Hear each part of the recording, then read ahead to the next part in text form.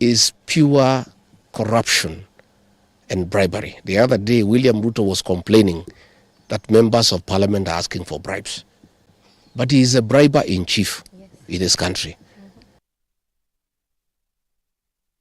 The Speaker of the National Assembly, Moses Wetangula, and President William Ruto's aide, Farouk Kibet, today joined residents of Malava for a fundraiser in support of persons with disabilities. The event, organized by Area MCA Peter Wanami, brought together leaders, well-wishers, and the community in a show of solidarity aimed at promoting inclusivity and empowerment. Farouk Kibet called on the government to exempt PWDs from taxation, saying it will ease their burden and boost their opportunities.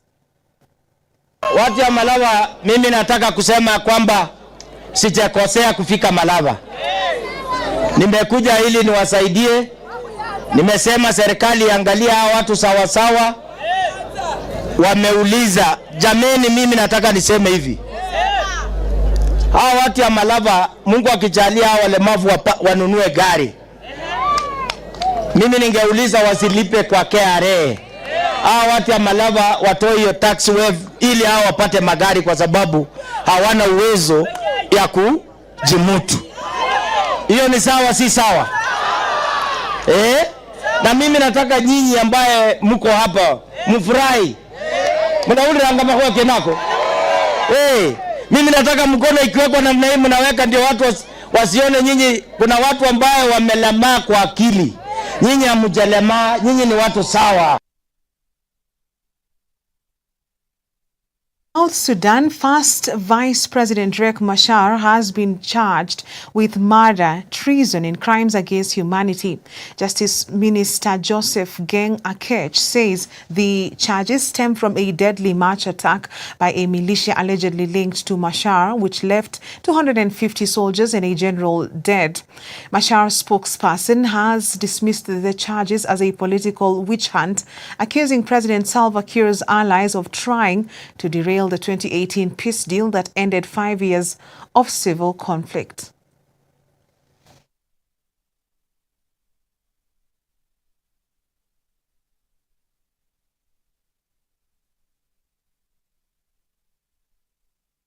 And on that note, let's take a short break on news. Tonight we will be back with business news.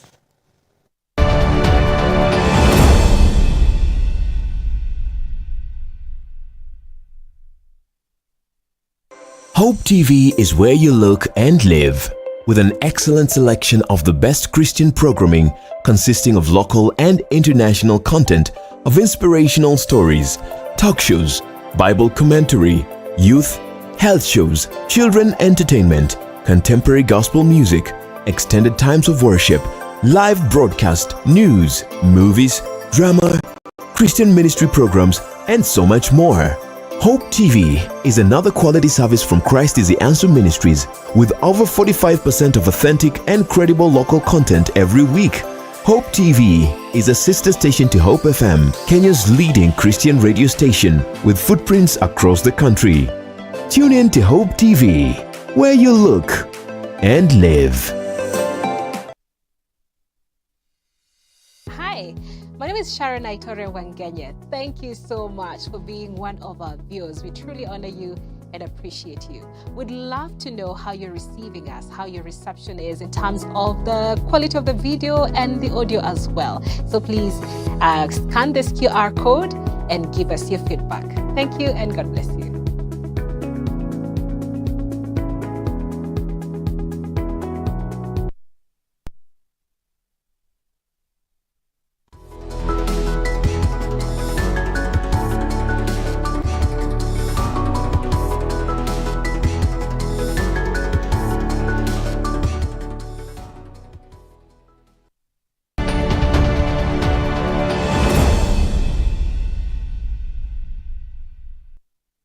Welcome back in business. The Kenya Wildlife Service, KWS, has presented the second draft of the Wildlife Conservation and Management Regulations 2025 to stakeholders in the tourism sector during a validation forum held at the Kenyatta International Convention Center, KICC, in Nairobi. The revised draft incorporates feedback received during public participation forums conducted between 29th July and 8th August 2025 across 20 counties in northern Kenya, eastern, western Rift Valley, Nyanza, central and coastal regions. Alice Diana brings us that report. The Kenya Wildlife Service, KWS, today held a validation forum on draft conservation fees regulations. Speaking at the forum held at the Kenyatta International Convention Center, KICC, in Nairobi, KWS Director General Professor Erastus Kanga noted that KWS remains committed to ensuring an open and participatory process in the formulation and adoption of the new framework. Today, after we compiled all the feedback from the public participation, we are here today to make a presentation to the general public on what we collected and how we have reorganized their thoughts in terms of what they have said they would want to pay when they are coming into the national parks, when they are coming into the national reserves to come and enjoy our wildlife products. Kanga noted that they have revised several provisions of the draft regulations and introduced notable additions which include free entry for safari enablers and special groups, uniform marine park category, bicycle hire for local communities, ban on motorcycles, integrated Tsavo Amboseli package, combined Nairobi experiences, conference incentives, and diversified tourism experiences and activities. We have come up with a special rate for all African citizens. So African citizens will not be charged like non-residents. We are charging them half the rates of the non-residents, and we want to encourage Africans to more often visit this country and they come and enjoy the natural resources, the wildlife that we have here. According to the KWS director, the revenue generated from these regulations will be directly reinvested to enhance visitor experience in the parks and reserves. We want to actually win ourselves out of the dependence from the National Treasury so that the National Treasury can collect monies to take to schools, to take to hospitals and other sectors. We are saying at Kenya Wildlife Service, with the national parks and reserves that we have, we can collect revenue that can land that jewel, and we generate enough money to land the wildlife and the tourism sector. We are able to brush up our product so that we attract more visitors coming to this country, and we would want to actually go beyond the 10% GDP. As tour guide, we are the ones who visit these parks daily in our operations. So, and we want to also propose to them that after 3 years, we can come back and review to see what has worked for us and how can we move forward so that we are able to build on the tourism and make our products more attractive. Following the stakeholder validation workshop, the second draft of the Wildlife Conservation and Management Regulations 2025 will be submitted to the Parliamentary Committee on Delegated Legislation for consideration and approval. The proposed review, the first in 18 years, seeks to close a 12 billion shillings annual funding gap that has constrained KWS' ability to protect wildlife, restore degraded ecosystems, meet visitor expectations, and respond to emerging conservation challenges. Alice Diana, Hope TV Newswatch. Appreciated Alice Diana for that report. President William Ruto handed over to the Kenya Tea Development Authority, KTDA, 2.65 billion shillings recovered from collapsed banks. The money recovered from Chase Bank and Imperial Bank that collapsed with farmers' funds 5 years ago is now being returned to tea growers across the country. Through the Kenya Deposits Insurance Corporation, tea farmers are being compensated for the loss occasioned by the collapse of the two banks. Addressing representatives of more than 600,000 tea farmers at State House, Nairobi on Thursday, President Ruto told the managers of KTDA to ensure the money reaches the farmers. Our total exports of tea, as I told you, was 138. Last year, tumefika 215. my push, and I have told the T-board, I have told the minister here, our push is that we must get our tea from where we are today. We must push it to 270, 280 billion by 2027. And there are certain things we have to do. You know very well the numbers, Kirundi there knows. Made tea, we had 500 and almost 35 kilos in 2022. By last year, we were at 598 million kilos. We need to push two things: value addition. It is the reason why Parliament passed the law to remove taxes on packaging material. As a result, we already have 5 companies that are setting up in Kenya to begin the process of value addition and processing. Already we have licensed 5 new companies into Kenya. Our plan is to make sure that as we make progress into the future, we are selling, as chairman here said, more processed tea. More processed tea, more orthodox tea. That is the future. That is how we are going to raise 270 billion by 2027.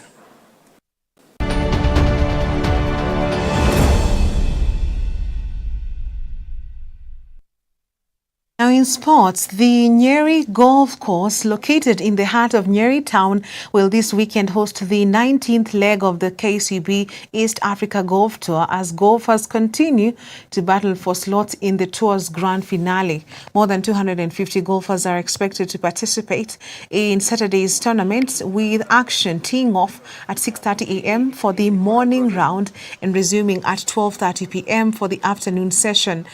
The regional tournament has so far traversed over 10 counties in Kenya and expanded into Burundi and Uganda.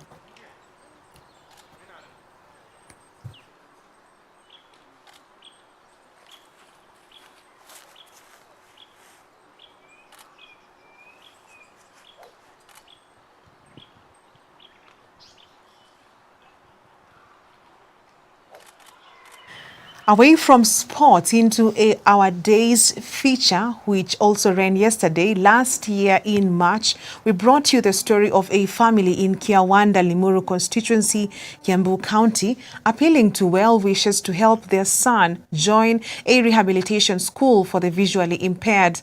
That son, 39-year-old Joseph Wainaina, lost his sight in 2010 after thugs shot him in an attack that changed his life forever.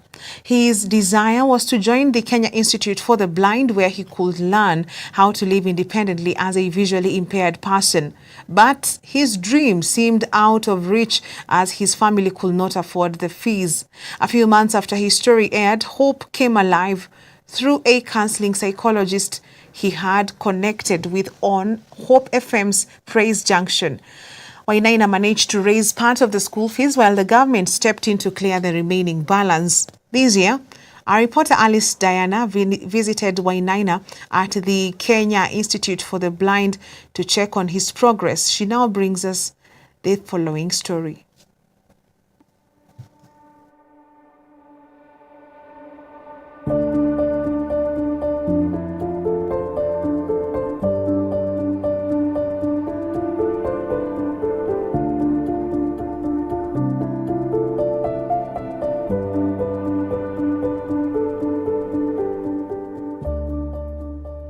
Tulikuwa tukitoka Muroroko tukielekea Nanyuki, lakini kwa bahati mbaya hatukufika pale Keno. Juu kuna mzee alikuwa ametuitia sapa hapo, lakini kwa bahati mbaya ajali tulipata pale Makeji, mahali kunaitwa Kafati. Hapo ndio tulipata ni kama wameweka mawe kubwa sana na miti mirefu sana katikati ya barabara. hapo ile gari tulikuwa nayo juu ni roda haingeweza kuruka hapo.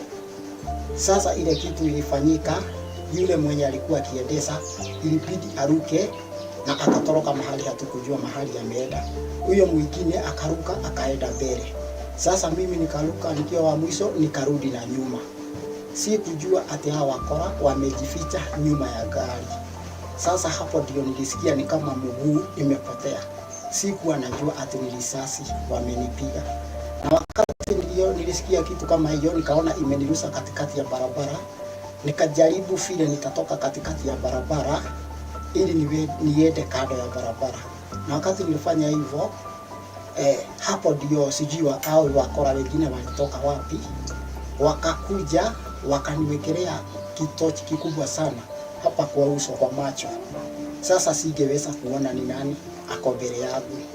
Hapo wakaanza kuniuliza maswali ya kama umetoka wapi, unafanya na kampuni gani, ulikuwa unaelekea wapi, kwenu kusaliwa ni wapi, maswali kama hiyo. Kutoka hapo ni kama kuna kitu walikuwa wamekelea kando ya macho, lakini baada ya sekunde kama 2 hivi sikujihisi tena. Nilikuja kujihisi nikiwa na mwezi mmoja hospitali Thika level 4. Sasa kutoka hapo nikajipata hata macho sina. 15 years ago, Joseph Wainaina's world went dark literally. Then a young man full of dreams and working as a driver, his life changed in an instant after a brutal attack by thugs left him blind. His turning point came during Praise Junction, one of the shows on Hope FM.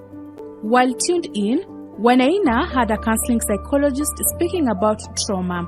During the conversation, he was advised to seek rehabilitation, a decision that helped him adjust and begin living a fulfilling life as a visually impaired person. Wainaina was eager and excited to return to school, but his dreams seemed out of reach as his family could not afford the fees. After his story was highlighted on Hope TV, well-wishers stepped in, making it possible for him to join the Kenya Institute for the Blind in September 2024. Over a year ago, I sat with Wainaina at his home in Kiambu County to listen to his journey. Today, I meet him again, only this time not at home, but at the Kenya Institute for the Blind in Nairobi West, where he's pursuing his education and charting a new path forward. Joseph spent more than a decade in darkness, not only in sight but also in purpose. Yet, even in the darkness, hope, though wounded, was never lost. Today that hope shines again. Joseph Wainaina is no longer just surviving, he is learning, growing and reclaiming his independence, a living testimony that life after loss is still life worth living. Hapa nilikuja last year September. Na kulingana na vile nimeendelea hapa, niko na mabadiliko kubwa sana juu, yani mambo mengi ninajifanyia kutoka Nairobi mpaka nyumbani, wanajipeleka peke yangu. Na hapo mbeleni ni mambo singeweza. Kama ni kujifuria nguo najifuria vizuri sana, kama ni kutumia vitu kama simu hapa natumia vizuri, hata naingia mpaka online. Hata watu wengi huwa tunaongea nao kupitia WhatsApp. Computer, at least niko na idea. Yani kuna mabadiliko makubwa, mambo mengi sana imebadilika kwa maisha yangu. Ni kama nilikuwa kwa giza, saa hizi niko kwa mwangaza. Tumekutana na watu wa aina mingi sana, wengine wako total blindness, wengine wako short sighted.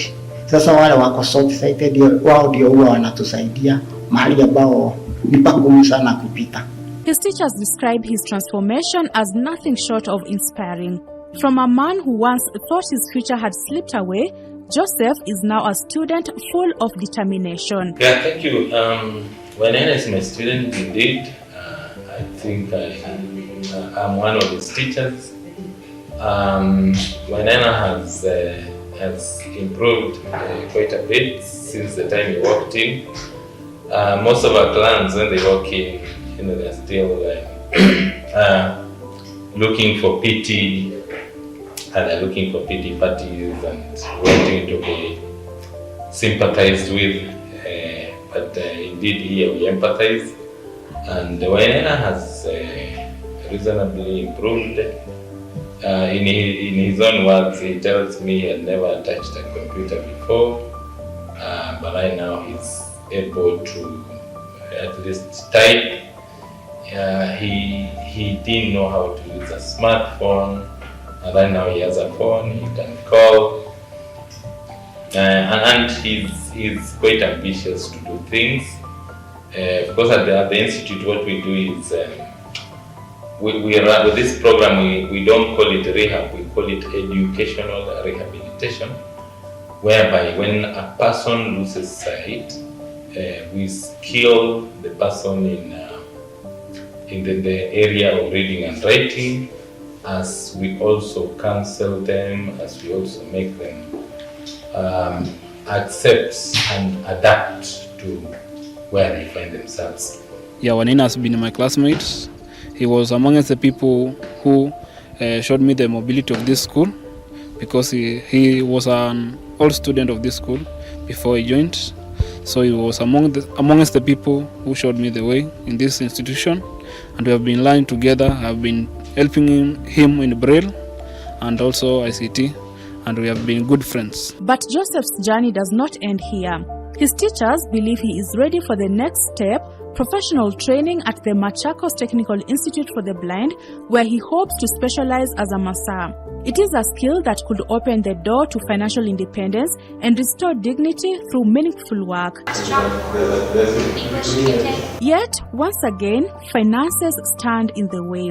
The fees for his next course are beyond his family's means, and his dream yet again hangs in the balance, waiting for another spark of hope to carry him forward. Yeah, so Wainaina, like I did mention, we only offer reading, writing skills, mobility skills here, and a lot of the time we do not give the students a skill, like a life skill for them, like to fend for themselves. So we are strongly recommending that Wainaina could do better with his life if he went to a place like Machakos Technical Institute for the Blind, where he could try a skill in massage, that is, just the massaging process, whereby now he can be able to look for a job or have a skill and employability skill to help him like get some kind of a job, and that could then give him some income, and he can be independent to just like the rest of us. Yeah. So saying the institution has recommended that he can be able to take the massage or therapy. So that's what he's supposed to go to do now in Machakos. But still, as the challenge has been, it's all on us somehow. So we are really trusting that he would be able to get support to be able to do that. But I know the support will come because we are this far.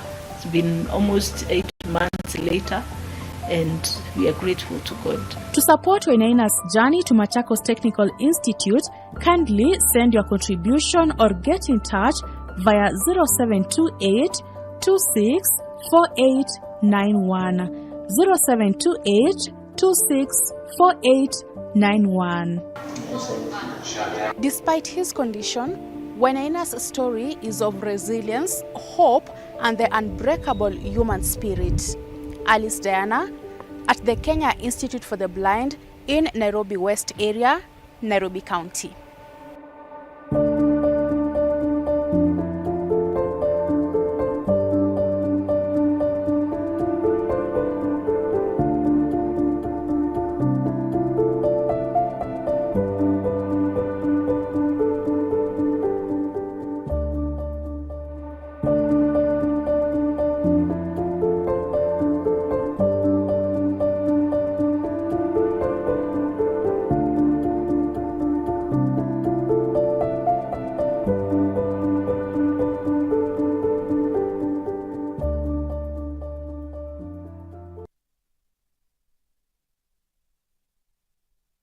special feature by Alice Diana brings us to the end of Newswatch this evening.